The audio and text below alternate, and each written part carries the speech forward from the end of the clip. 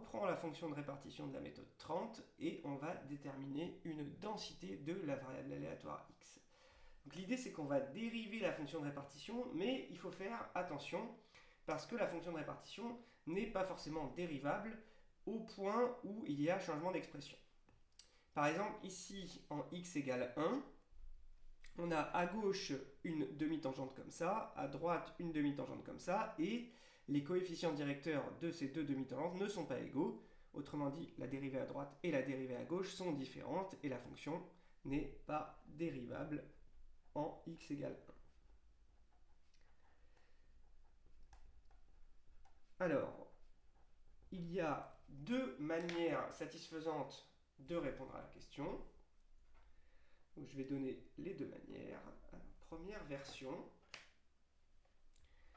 La première possibilité, c'est de reprendre les trois expressions et de les dériver, mais d'enlever x égale à 0 et x égale 1 du deuxième cas, et de les traiter à part. Donc, autrement dit, on va passer sur des inégalités strictes ici.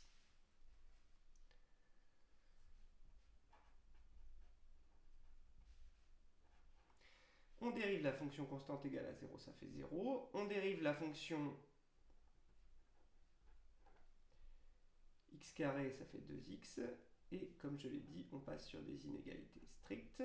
On dérive la fonction constante égale à 1, ça fait 0. Et on va rajouter une valeur pour x égale à 0 et pour x égale à 1.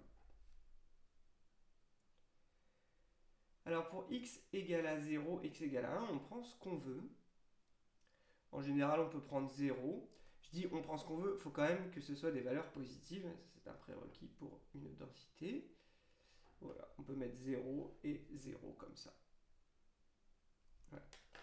Donc ici, au niveau du barème, on aurait un point pour les dérivées nulles, un point pour la dérivée de x carré et un point pour préciser des valeurs pour x égale à 0 et x égale à 1.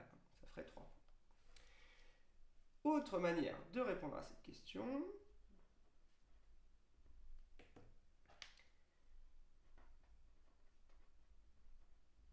Ça serait de garder les inégalités larges. Donc on garde les inégalités larges ici. Donc on va mettre 0, 2x et 1. Mais on va préciser que du coup, par exemple en x égale 1, si je prends 2x, ça veut dire que j'aurais tenu compte du coefficient directeur de cette demi-tangente là. Autrement dit, j'aurais pris la dérivée à gauche et pas de celle-là. Donc, on va dire 0, 2x et 0.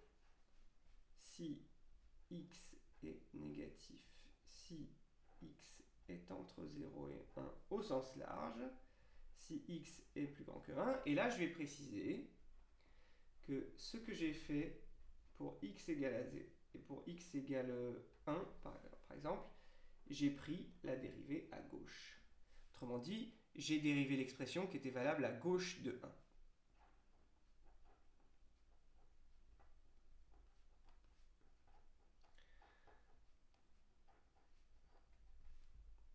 Et puis pour x égale à 0, cette fois-ci, j'ai pris l'expression qui était valable à droite de 0, puisque c'est sur 0,1, donc cette fois-ci, j'ai pris la dérivée à droite. Voilà, une deuxième manière de répondre, si ça vous convient comme ça aussi. Tout ça est entièrement satisfaisant et le barème est le même, donc ce serait un point pour les dérivées nulles, un point pour 2x, et un point pour expliquer que ce qu'on a fait en x égale à 0 et x égale à 1, c'est de prendre des dérivées qui à gauche, qui à droite.